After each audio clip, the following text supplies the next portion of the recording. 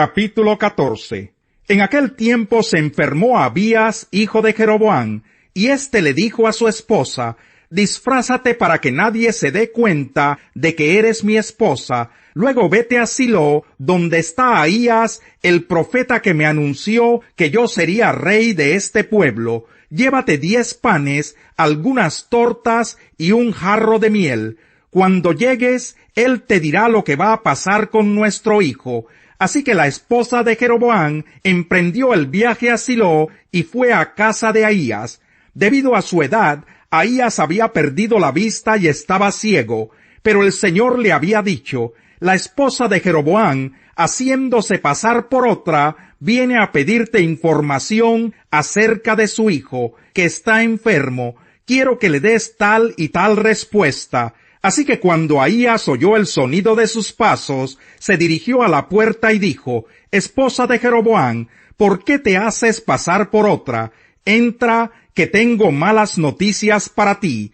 Regresa a donde está Jeroboam y adviértele que así dice el Señor, Dios de Israel: yo te levanté de entre mi pueblo Israel y te hice su gobernante. Le quité el reino a la familia de David para dártelo a ti. Tú, sin embargo, no has sido como mi siervo David, que cumplió mis mandamientos y me siguió con todo el corazón, haciendo solamente lo que me agrada. Por el contrario, te has portado peor que todos los que vivieron antes de ti, al extremo de hacerte otros dioses, ídolos de metal. Esto me enfurece, pues me has dado la espalda. Por eso voy a enviarle una desgracia a la familia de Jeroboam. De sus descendientes en Israel exterminaré hasta el último varón, esclavo o libre. Barreré la descendencia de Jeroboam como se barre el estiércol, hasta no dejar rastro. A los que mueran en la ciudad se los comerán los perros, y a los que mueran en el campo se los comerán las aves del cielo. El Señor lo ha dicho. En cuanto a ti, vuelve a tu casa, pues cuando llegues a la ciudad, morirá el muchacho. Entonces todos los israelitas harán duelo por él y lo sepultarán. De la familia de Jeroboam, solo él será sepultado, porque en esa familia solo él ha complacido al Señor, Dios de Israel. El Señor levantará para sí un rey en Israel, que exterminará a la familia de Jeroboam. De ahora en adelante, el Señor sacudirá a los israelitas como el agua sacude las cañas. Los desarraigará de esta buena tierra que les dio a sus antepasados, y los dispersará más allá del río Éufrates, porque se hicieron imágenes de la diosa Aserá, y provocaron así la ira del Señor. Y el Señor abandonará a Israel por los pecados que Jeroboam cometió e hizo cometer a los israelitas. Entonces la esposa de Jeroboam se puso en marcha y regresó a Tirsá.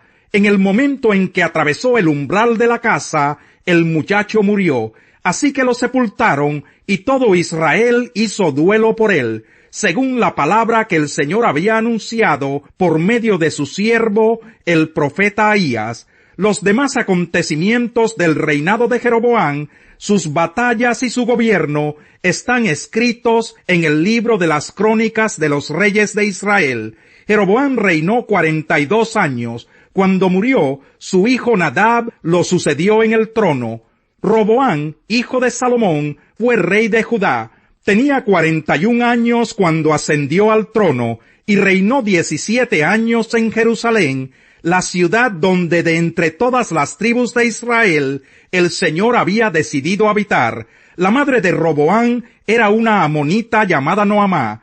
Los habitantes de Judá hicieron lo que ofende al Señor, y con sus pecados provocaron los celos del Señor más que sus antepasados. Además, en todas las colinas y bajo todo árbol frondoso se construyeron santuarios paganos, piedras sagradas e imágenes de la diosa Aserá. Incluso se practicaba en el país la prostitución sagrada. El pueblo participaba en todas las repugnantes ceremonias de las naciones que el Señor había expulsado del territorio de los israelitas. Sisac, rey de Egipto, atacó a Jerusalén en el 5º año del reinado de Roboam, y saqueó los tesoros del templo del Señor y del palacio real. Se lo llevó todo, aun los escudos de oro que Salomón había hecho. Para reemplazarlos, el rey Roboam mandó hacer escudos de bronce y los puso al cuidado de los jefes de la guardia que custodiaba la entrada del palacio real. Siempre que el rey iba al templo del Señor, los guardias portaban los escudos, pero luego los devolvían a la sala de los centinelas. Los demás acontecimientos del reinado de Roboam y todo lo que hizo están escritos en el libro de las crónicas de los reyes de Judá. Durante su reinado hubo guerra constante entre él y Jeroboam. Cuando murió Roboam, hijo de la amonita llamada Noamá, fue sepultado con sus antepasados en la ciudad de David, y su hijo Abías lo sucedió en el trono. Capítulo 15. En el año 18 del reinado de Jeroboam, hijo de Nabat, Abías ascendió al trono de Judá, y reinó en Jerusalén 3 años. Su madre era Macá, hija de Abisalón. Abías cometió todos los pecados que antes de él había cometido su padre, pues no siempre fue fiel al Señor su Dios, como lo había sido su antepasado David. No obstante, por consideración a David, el Señor su Dios mantuvo la lámpara de David encendida en Jerusalén, y le dio un hijo que lo sucediera, para fortalecer así a Jerusalén, porque David había hecho lo que agrada al Señor, y en toda su vida no había dejado de cumplir ninguno de los mandamientos del Señor, excepto en el caso de Urías elitita. Durante toda la vida de Abías hubo guerra entre Roboam y Jeroboam. Los demás acontecimientos del reinado de Abías y todo lo que hizo están escritos en el libro de las crónicas de los reyes de Judá. También hubo guerra entre Abías y Jeroboam, y Abías murió y fue sepultado en la ciudad de David, y su hijo Asá lo sucedió en el trono. En el año 20 de Jeroboam, rey de Israel, Asá ocupó el trono de Judá, y reinó en Jerusalén 41 años. Su abuela era Macá, hija de Abisalón. Asá hizo lo que agrada al Señor, como lo había hecho su antepasado David. Expulsó del país a los que practicaban la prostitución sagrada, y acabó con todos los ídolos que sus antepasados habían fabricado. Hasta destituyó a su abuela Macá de su puesto como reina madre, porque ella se había hecho una escandalosa imagen de la diosa Aserá.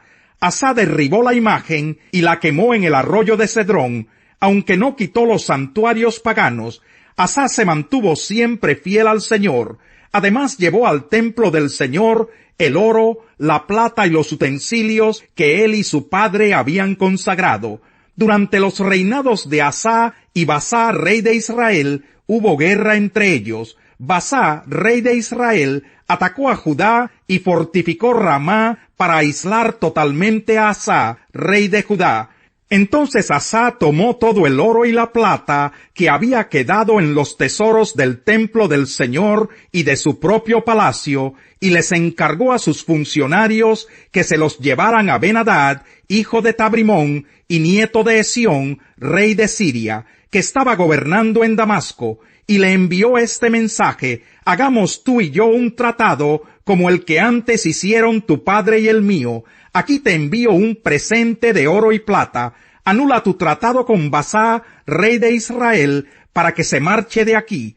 Ben-Hadad estuvo de acuerdo con el rey Asá y mandó a los jefes de su ejército para que atacaran las ciudades de Israel. Así conquistó Iyón, Dan, Abel-Bet-Macá y todo Kineret, además de Neftalí. Cuando Basá se enteró, dejó de fortificar Ramá y se retiró a Tirsá. Entonces el rey Asá movilizó a todo Judá sin eximir a nadie, y se llevaron de Ramá las piedras y la madera con que Basá había estado fortificando la ciudad.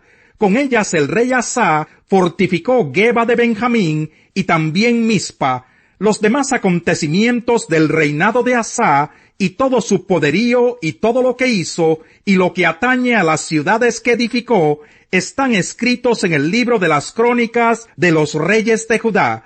Sin embargo, en su vejez sufrió una enfermedad de los pies.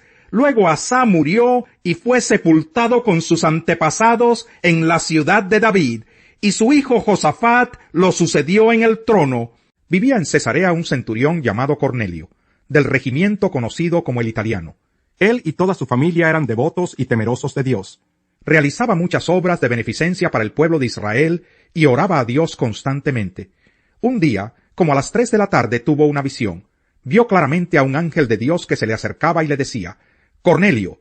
«¿Qué quieres, Señor?», le preguntó Cornelio mirándolo fijamente y con mucho miedo.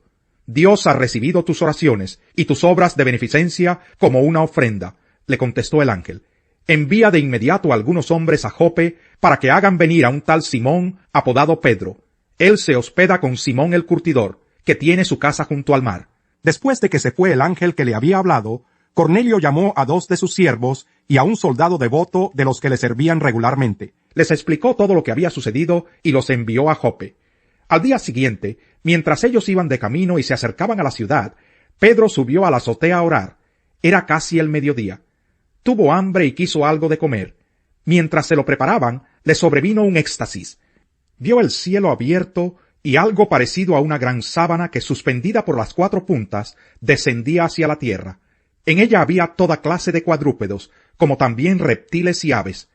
«Levántate, Pedro, mata y come», le dijo una voz. «De ninguna manera, Señor», replicó Pedro, «jamás he comido nada impuro o inmundo». Por segunda vez le insistió la voz: «Lo que Dios ha purificado, tú no lo llames impuro». Esto sucedió 3 veces, y enseguida la sábana fue recogida al cielo. Pedro no atinaba a explicarse cuál podría ser el significado de la visión. Mientras tanto, los hombres enviados por Cornelio, que estaban preguntando por la casa de Simón, se presentaron a la puerta. Llamando, averiguaron si allí se hospedaba Simón, apodado Pedro. Mientras Pedro seguía reflexionando sobre el significado de la visión, el Espíritu le dijo: «Mira, Simón, 3 hombres te buscan. Date prisa, baja y no dudes en ir con ellos, porque yo los he enviado».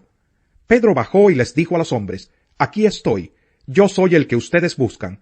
¿Qué asunto los ha traído por acá?». Ellos le contestaron: «Venimos de parte del centurión Cornelio, un hombre justo y temeroso de Dios, respetado por todo el pueblo judío. Un ángel de Dios le dio instrucciones de invitarlo a usted a su casa para escuchar lo que usted tiene que decirle». Entonces Pedro los invitó a pasar y los hospedó. Salmo 133. Cuán bueno y cuán agradable es que los hermanos convivan en armonía. Es como el buen aceite que desde la cabeza va descendiendo por la barba de Aarón hasta el borde de sus vestiduras. Es como el rocío de Hermón que va descendiendo sobre los montes de Sión. Donde se da esta armonía, el Señor concede bendición y vida eterna. No va bien con los necios el lenguaje refinado, ni con los gobernantes la mentira. Vara mágica es el soborno para quien lo ofrece, pues todo lo que emprende lo consigue.